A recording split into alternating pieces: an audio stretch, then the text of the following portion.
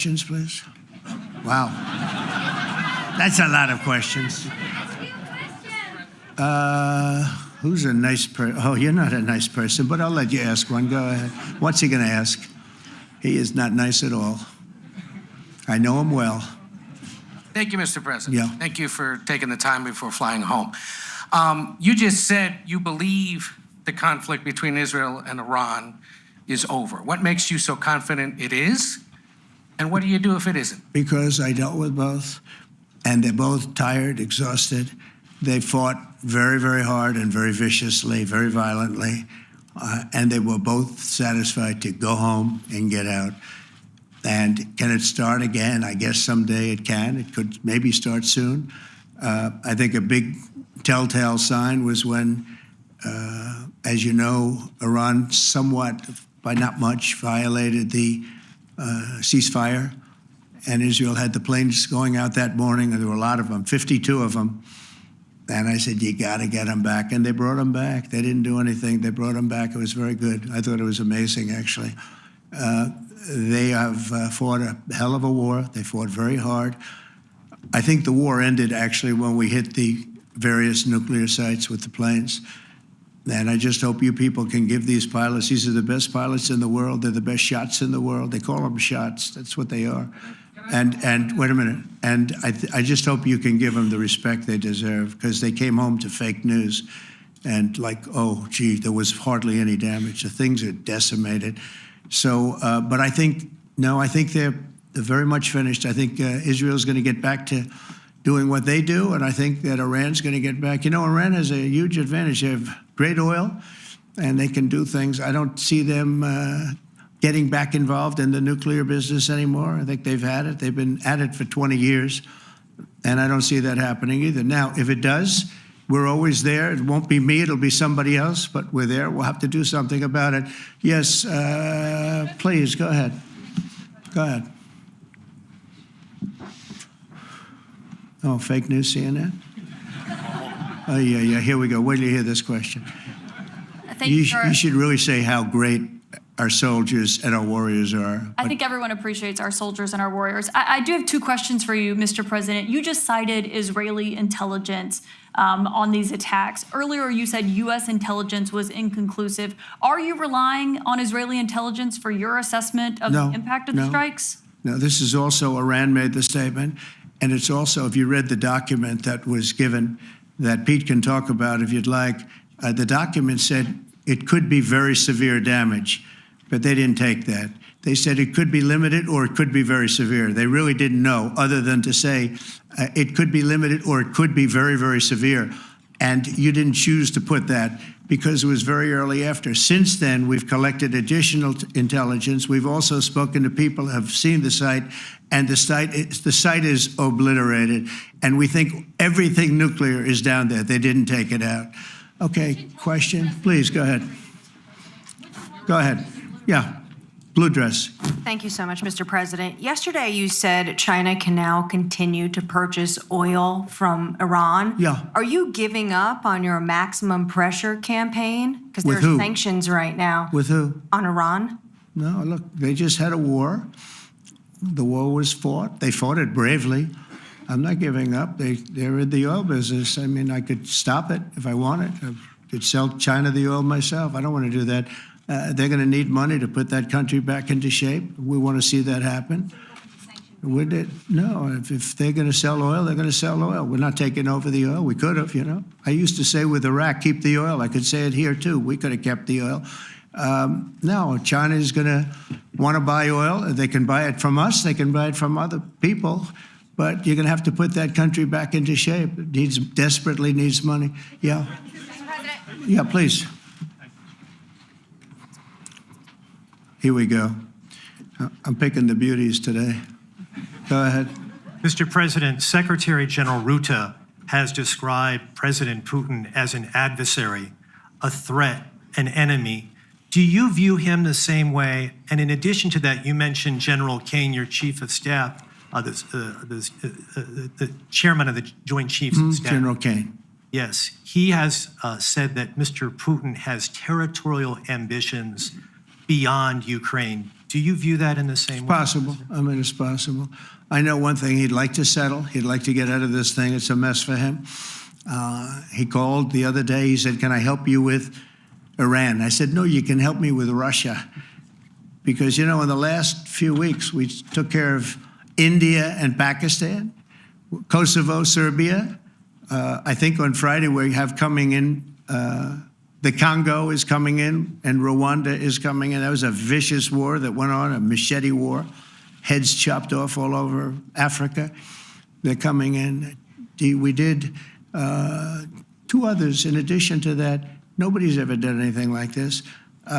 No, I consider him a person that's, I think, been misguided. I'm very surprised, actually. I thought we would have had that settled easy. I've settled 4 of them in the meantime. But he did call up, and he said, you know, he's close to Iran. He'd like to help us get a settlement. I said, no, no, you help me get a settlement with you, with Russia. And I think we're going to be doing that, too. Yeah, please. Go ahead, please. Thank you, Mr. President. You've made clear your position on what impact the strikes had. I wanted to ask you what is next with Iran. For instance, is there any indication from U.S. intelligence that Iran was able to move any material? No, just the uranium? opposite. We think we hit them so hard and so fast they didn't get to move. And if you knew about that material, it's very hard and very dangerous to move. It's called, in many people, they call it dust, but it's very, very heavy. It's very, very hard to move. And they were way down, you know, they're 30 stories down. They're literally 30, 35 stories down underground. You think you got it all? Oh yeah, we think we got, we think it's covered with granite, concrete, and steel. Can I ask you, are you interested in restarting negotiations with Iran? And if so, have they reciprocated? So Or is our this sort of people, settled? Marco could answer this, but our people are not, I'm not. The way I look at it, they fought, the war's done, and, you know, I could get a statement that they're not going to go nuclear. We're probably going to ask for that, but they're not going to be doing it. But they're not going to be doing it anyway. They've had it. They've had it. Now, maybe someday in the future we'll want that. But I've asked Marco, do you want to draw, I just asked him the question as we were walking on the stage, do you want to draw up a little agreement for them to sign? Because I think we can get them to sign it. I don't think it's necessary. Marco, do you want to talk about that, please? Well, Mr. President, I think President Trump has shown a willingness to meet and talk to anybody in the world who's interested in peace. I don't know of any president that's been as willing as he has to meet with anyone and talk about peace. We'd love to have peaceful relations with any country in the world. And so obviously that'll depend on Iran's willingness not just to engage in peace, but to negotiate directly with the United States, not through some third country or fourth country process. But I know of no president, probably in our modern history, that's sought peace more than President Trump has. Sounds like the door is open, but you're in no rush. Is that right? Sounds like the door is open, but I'll tell you what, look, we're going to talk to them next week with Iran. We may sign an agreement. I don't know. To me, I don't think it's that necessary. I mean, they had a war, they fought. Now they're going back to their world. I don't care if I have an agreement or not. The only thing we'd be asking for is what we were asking for before about we want no nuclear, but we destroyed the nuclear. In other words, that's destroyed. I said, Iran will not have nuclear. Well, we blew it up. It's blown up to kingdom come. And so I don't feel very strongly about it. If we got a document, wouldn't be bad. We're going to meet with them, actually. We're going to meet with them. Yeah. Yeah, go ahead, please. Yes. Mr. President, Netherlands TV, thank you for visiting our country. Good. As I Thank you. understood, I, of course, would like to know how you slept last night at the House of the King. Oh, I slept beautifully. But probably a more serious question. I think you just had a meeting with President Zelensky. Did you discuss any ceasefire in this Russo-Ukrainian? No, I wanted to know how he's doing. He was very nice, actually. You know, we had little rough times sometimes. He was, couldn't have been nicer. I think he'd like to see an end to this. I do. I think what I took from the meeting couldn't have been nicer, actually. But I took from the meeting that he'd like to see it end. I think it's a great time to end it. I'm going to speak to Vladimir Putin and see if we can get it ended.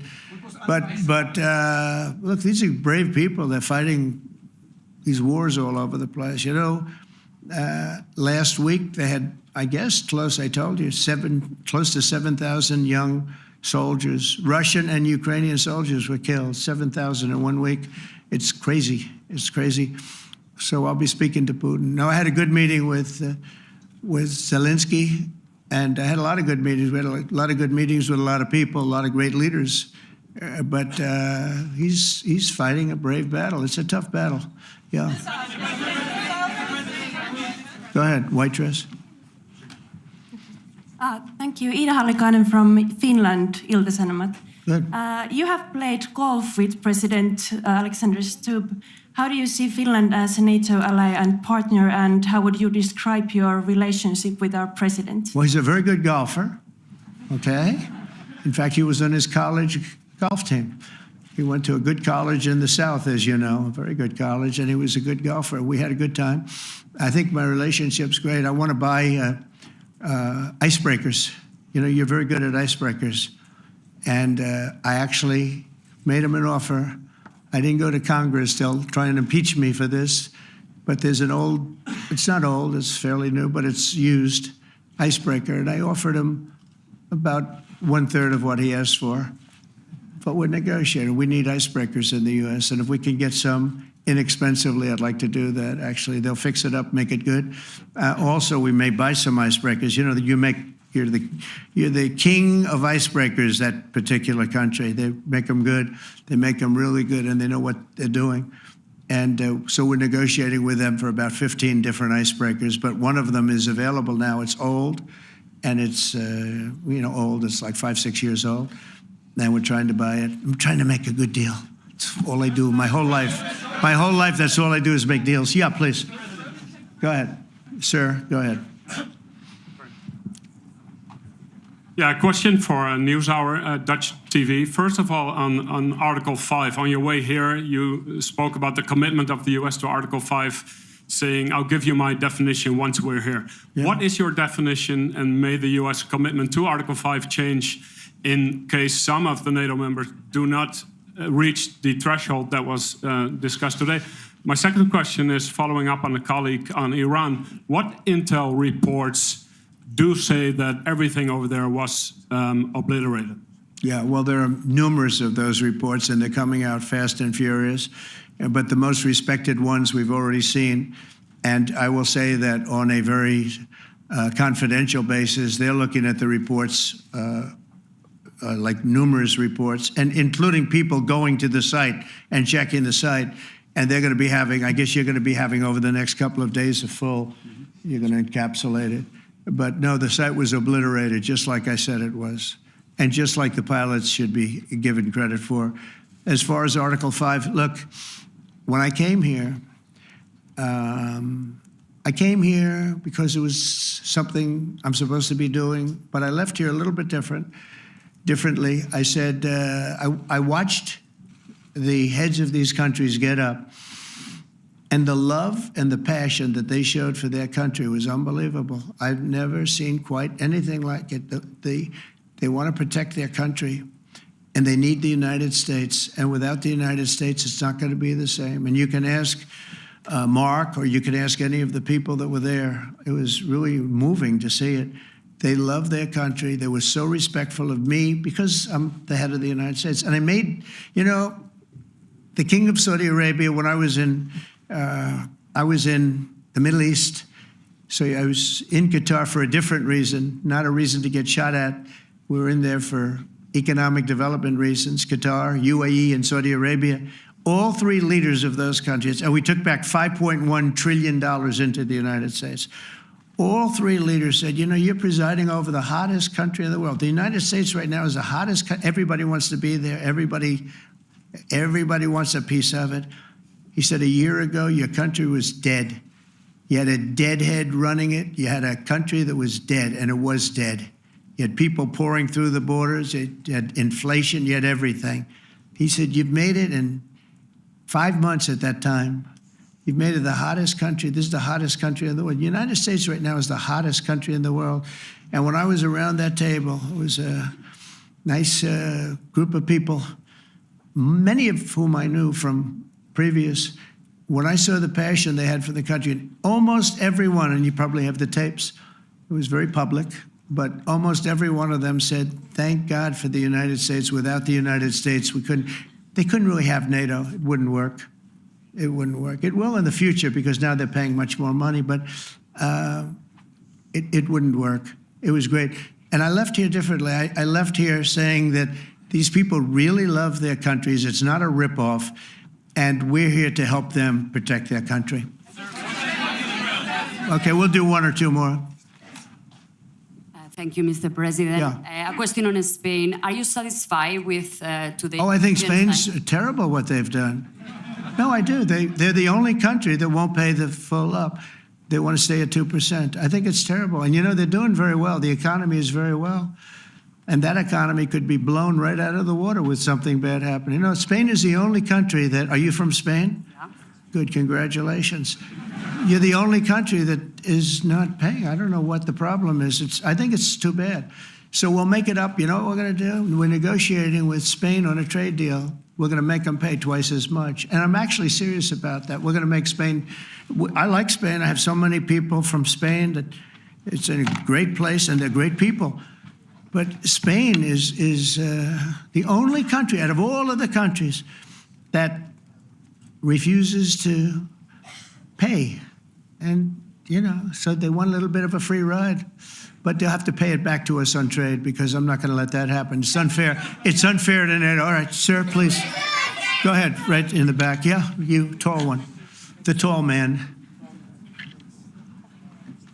Mr. President, Johannes Petra from Austrian National Television. How are you? You once said that you would end the Ukraine war in 24 hours. You later said you said that sarcastically. Well, of course it was sarcastic. But you've now been in office for 5 months and 5 days. Why have you not been able to end the Ukraine war? Because it's more difficult than people would have any idea. Vladimir Putin has been more difficult. Frankly, I had some problems with Zelensky. You may have read about him.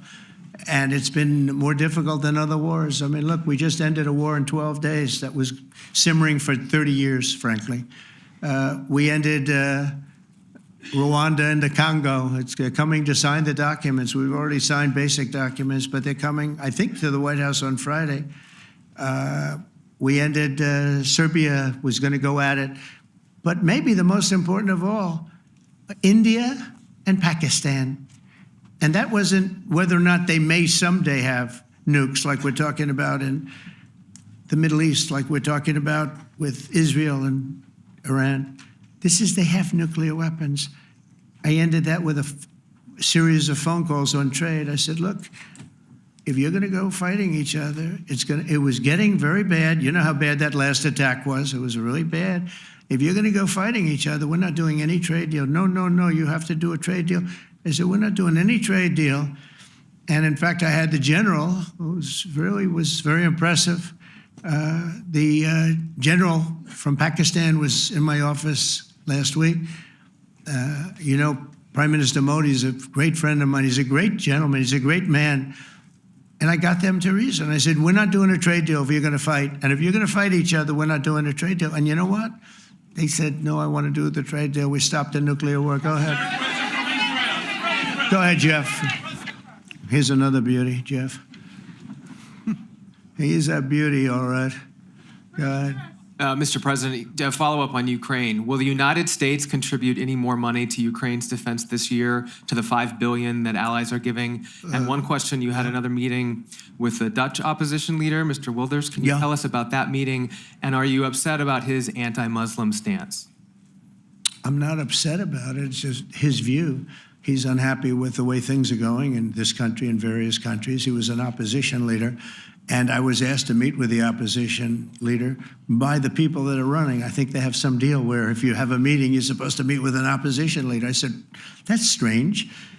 We don't do that. But I met with I didn't know him. He seemed like a very nice guy, but he's in opposition to the current people, and that was set up by the current people. So I assume when I met with the Prime Minister, you're supposed to meet with the opposition. We'll have to try that sometime in our country. Let's not do it. But I thought he was very good. As far as money going, we'll see what happens. There's a lot of spirit. Look, Vladimir Putin really has to end that war. People are dying at levels that people haven't seen before for a long time. Go ahead. Go ahead. White shirt. Oh, she's all excited. So, BBC News Ukrainian. I would Where are you like to ask from? I'm from Ukraine. Oh, so my wow. question to you is whether or not the US is ready to sell anti-air missile systems Patriot to Ukraine. We know that Russia has been pounding Ukraine really heavily right now. Are you living yourself now in Ukraine? My husband is there. Wow. And I can see you very, it's amazing. And me with the kids, I'm in Warsaw actually, because he wanted me to be. Is your husband a soldier? No? He's. He's there now? Yeah. Wow. That's rough stuff, right? That's tough. And you're living here? In Warsaw. And you're a reporter? I am. Good. So let me just tell you, they do want to have the missiles, okay, as they call them, the Patriots. And we're going to see if we can make some available, They're very hard to get. We need them too. We were supplying them to Israel, and they're very effective, 100% effective. Hard to believe how effective. And they do want that more than any other thing, as you probably know. That's a very good question, and I wish you a lot of luck. I mean, I can see it's very upsetting to you. So say hello to your husband, okay? Thank you. Go ahead. Thank you. Thank you, Mr. President. You were criticizing Where are you from? Bloomberg News. Oh, Bloomberg. That's wonderful. You were criticizing the Federal Reserve Chair before coming to this summit. Yeah, I think he's terrible. I was wondering if you've begun interviewing different candidates for the Fed pick. Yeah, I know within 3 or 4 people who are going to pick. I mean, he goes out pretty soon, fortunately, because I think he's terrible. We have no inflation. We have a tremendous economy. Hundreds of billions of dollars of tariff money is pouring in. Factories are being built because they don't want to pay the tariffs, so they're building them all over the country. I think we're close to $15 trillion. I told you 5.1 trillion from the Middle East alone, but of investment money coming in. There's never been anything like that in the history of our country. But we have no inflation. And we have borrowing because Biden, stupidly, they did short-term debt. So we have borrowing coming up. And, we'll go 10 years, maybe longer, maybe shorter, but we'll go a long period of time when we do the debt. And because of him, because of this guy, we will have to pay for years. We'll be paying for him. And I said to him, listen, there's no inflation. He says, but maybe there'll be some. That's true. I said, if there is some, what you do is raise the rate. I'm okay with that. You raise the rate in 2 years from now or in a year from now. But because the rate's high, we have to pay more for debt. It's pretty equal. In other words, if it's 4%, it's 4%. If you drop it a point, you'll pay 3%. So it's fairly equal, not necessarily, but fairly equal. So we're going to end up paying maybe 2 points or 3 points more. 3 points would be about $900 billion a year because of this very average mentally person. He's an average mentally person. I'd say low in terms of what he does, low IQ for what he does, okay? Wait, so instead of paying $900 billion, we don't want to pay 900 just because he doesn't want to lower the rate. I said, if there's inflation in 2 years or 3 years or 1 year from now, you raise the rate, you take care of the inflation, among other things. But he's probably a very political guy, I guess. I don't know. I think he's a very stupid person, actually. All right, one more. Let's go. How about you? Go ahead. She looks so happy and everything. Thank you. That's why I I'm picked from her. Spain too. I'm Ana Buch from La Vanguardia. I wanted to know if You're where from? Spain too. Ah. I wanted to know if you want to. That's the Spain corner right there. Shouldn't have said that. That's okay. I do like Spain, by the way. I think it's unfair that they're not paying, but go ahead. Are you going to negotiate directly with Spain about? I'm going to negotiate directly with Spain. I'm going to do it myself. They're going to pay. They'll pay more money this way. You should tell them to go back and pay. You're a reporter? You tell them to go back. They ought to join all of those countries that are paying 5%. Spain's going to be just about the only one that's not. They were the most hostile toward doing it. It just doesn't make sense to me. Okay. All right, Kelly, go ahead.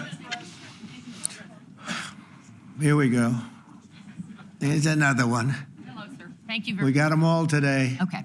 So, Mr. President, you talked about expecting some on-the-ground assessments at Fordo and other Yeah. sites. Now here- Is that here again. Israeli and U.S.? It's been obliterated, Kelly. It's been What is your message obliterated. then, sir, to the intelligence community when they present reports? You're not disputing the DIA report. You're just They presented a exists. report that wasn't finished. We're talking about something that took place 3 days ago. I understand that's The report was done So 2 what days is ago. your- Wait a minute. Yes. They didn't see it. All they can do is take a guess. Now, if you take a look at the pictures, if you take a look how it's all blackened, you know the fire and brimstone is all underground because it's granite and it's all underground. You don't show it. But even there, with all of that being said, the whole area for 75 yards around the hole where it hit is black with fire. The group that's run by this gentleman, in fact, you may want to talk about it for a second because we're going to issue a report. And I think it's not even a very exciting report at this point. It's been obliterated, totally obliterated. And they did a report, but it was like, if you look at the dates, it's just a few days after it Understood, happened. sir. So they didn't see it. They said it may be very severe. Go ahead. Understood. Do you have a message for the intelligence community, though, in terms of unvarnished information getting to you, that it's not? I don't really have a message. I would say issue the report when you know what happened. I wouldn't say that it could be severe or maybe not. They use the word severe. It could be severe or maybe it's not.